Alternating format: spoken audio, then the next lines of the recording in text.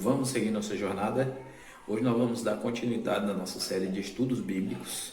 E o tema que nós vamos abordar hoje é o milênio. Para você que está nos assistindo nesse momento, eu gostaria de pedir que, se você ainda não é inscrito no nosso canal, você pode se inscrever nesse joinha que está aparecendo aqui do lado, nessa mãozinha. Você pode clicar nela aí, vai aparecer o nome Inscreva-se. Se inscreve no nosso canal, ative também as notificações para você ser avisado quando nós publicarmos um novo vídeo aqui. E você possa compartilhar com seus amigos, com mais pessoas. Sabe, amigos, o tema que vamos abordar hoje, ele é um tema bem complexo e é necessário fazermos um estudo profundo para que tenhamos compreensão bem ampla, simples e profunda. Vou deixar também na descrição desse vídeo vários links para você se aprofundar um pouco mais a respeito desse assunto, porque é muito necessário nós compreendermos em sua essência. A Bíblia nos fala sobre um período de tempo chamado milênio, e alguns acontecimentos marcam seu início e outros marcam seu fim. No livro de Tessalonicenses, capítulo 4, versículo 16 a 18, nos diz o seguinte: Porquanto o Senhor mesmo, dada a sua palavra de ordem, ouvida a voz do arcanjo e ressoada a trombeta de Deus, descerá dos céus, e os mortos em Cristo ressuscitarão primeiro.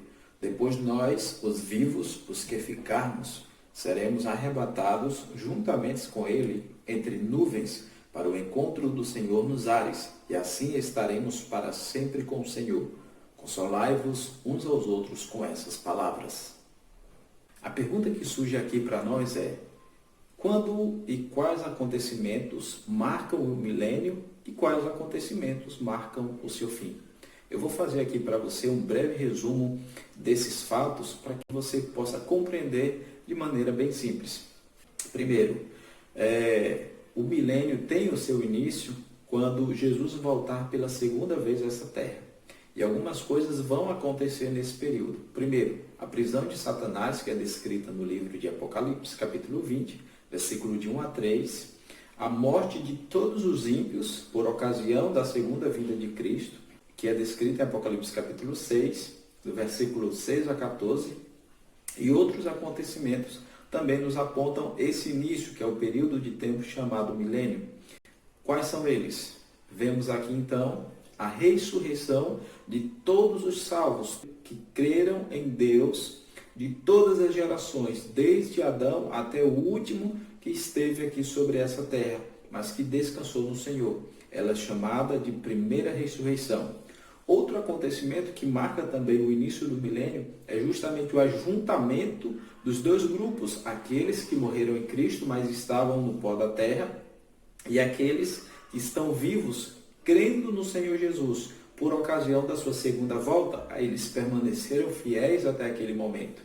Depois daí nós podemos compreender da seguinte maneira: por ocasião da segunda vinda de Cristo, morrerão todos os ímpios, e a terra vai ficar num estado de completa desolação, que é descrito aqui no livro de Jeremias, capítulo 4, versículo 23 a 26, que diz justamente que todos os montes da terra, todos os prédios, todas as construções, que a terra fértil, tal como nós a conhecemos, ela ficará completamente destruída.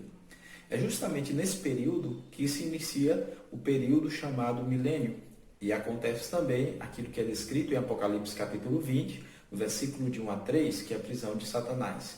Como será a prisão de Satanás? Como que ele vai poder ser preso? Quais são as suas cadeias? É o que você vai entender agora. Entenda, Satanás é um ser espiritual. Ele não ficaria ou não seria preso em circunstâncias tais como as nossas. Então, como que será a prisão de Satanás descrita em Apocalipse, capítulo 20, de 1 a 3? A descrição de que há um anjo que desce do céu com cadeia nas mãos, grandes correntes, é uma figura de linguagem para nos fazer entender que alguém naquelas circunstâncias não terá possibilidades de ir para lugar algum. Mas a prisão de Satanás, ela será de fato circunstancial, porque por ocasião da segunda volta de Cristo a essa terra, aqueles que permaneceram fiéis em Cristo, eles vão ser juntados com aqueles que descansaram no Senhor, que eram fiéis. É o que é descrito em Tessalonicenses, capítulo 4, versículo 16 a 18, que é justamente o encontro daqueles que estão salvos com aqueles que estavam mortos, e eles são ressuscitados por ocasião da segunda volta de Cristo. Sendo que, nesse cenário, não ficará praticamente ninguém, porque Apocalipse capítulo 6, do versículo 14 a 16, diz que todos os ímpios vão morrer por ocasião da volta de Jesus Cristo. Então, nessa imagem, a terra fica totalmente desolada, destruída. O inimigo e Satanás, ele não terá praticamente ninguém a quem tentar. Ele vai ficar aprisionado nessa terra, ele vai ficar apenas sozinho nessa terra. Então, essa vai ser a prisão de Satanás. Ela é uma prisão circunstancial, porque ele não tem agora ninguém a quem ele tentar, e ele fica completamente sozinho aqui nessa terra. Quando finaliza o milênio? Ele é marcado pela descida da Nova Jerusalém do céu. Ela se estabelecerá aqui nessa terra e será a capital do novo mundo. Outro acontecimento que também marca o final do milênio é justamente a soltura, ou seja, a liberdade de Satanás. Por quais circunstâncias e por que ele será solto? Vamos entender? Apocalipse, capítulo 20, versículo de 7 a 10, nos diz o seguinte: Quando, porém, se completarem os 1000 anos, Satanás será solto da sua prisão e sairá a seduzir as nações que há nos 4 cantos da terra, Gog e Magog, a fim de reuni-las para a peleja. O número dessas é como a areia do mar. O versículo 9 diz o seguinte: Marcharam então pela superfície da terra e sitiaram o acampamento dos santos e a cidade querida. Desceu, porém, fogo do céu e os consumiu. No final do milênio, acontece aquilo que nós chamamos de destruição final, ou seja, juízo final, a destruição total do pecado e os pecadores. Embora este seja um ato estranho a Deus, ele é necessário e é também um ato de amor. O relato de Apocalipse nos mostra que Satanás é solto da sua prisão depois do milênio. Eu vou explicar para você o porquê. Porque por ocasião do final do milênio, a Nova Jerusalém desce do céu com todos os salvos dentro e o trono de Cristo ali no centro. Satanás é solto da sua prisão porque agora ressuscitam todas aquelas pessoas que se perderam, desde Adão até o último ímpio que viveu sobre a face dessa terra. Agora elas então são lideradas por Satanás. É por isso que o relato diz que ele sai a seduzi-la dos 4 cantos da terra. E você observa que eles são ajuntados justamente contra quem? Contra a cidade querida e o acampamento dos santos. Entretanto, o relato bíblico nos mostra que algo inesperado acontece com todos os ímpios. Aquele vai ser o último dia da existência do mal sobre essa terra. Acabou o milênio, estão ali ressuscitados e reunidos o originador do pecado e todos aqueles que não quiseram abandonar o pecado. Sabe, amigo, desde Adão até o último ser humano que houver sobre essa terra, enquanto houver a oportunidade de salvação, da obra do Espírito Santo falar aos corações humanos, Deus vai chamá-los ao arrependimento. Quem sabe, você que me assiste nesse momento, tem ouvido a voz de Deus falando ao seu coração. E eu louvo a Deus por essa oportunidade de poder falar a você, mesmo distante. Às vezes você nem me conhece, mas você também está ouvindo a voz de Deus. Os ímpios que ali estarão reunidos, eles tiveram a oportunidade de ouvir falar sobre Deus. Eles ouviram a voz do Espírito Santo. Eles até conheceram a Deus. Quem sabe fizeram parte de uma igreja. Mas sabe o que acontece? Eles não abandonaram o pecado para sempre. E eles então prenderam-se ao pecado e esqueceram que tinham um Salvador. E algo agora inesperado acontece com eles. Essas cenas finais, elas são realmente muito impressionantes. Porque justamente nesse instante, Cristo levanta-se no seu trono de glória. Que instante? Quando todos os perdidos se reunirem contra a cidade querida que desce sobre essa terra no estado de total escuridão, eles se reunirem contra a cidade santa e Satanás os liderando, Jesus eleva-se do trono e eles então podem contemplar a sua face. Aquele com certeza vai ser um momento muito doloroso, porém necessário. É quando vai ser extinguido para sempre o mal, o originador do pecado e todos aqueles que não quiseram abandonar o pecado. Sabe o que vai acontecer naquele momento?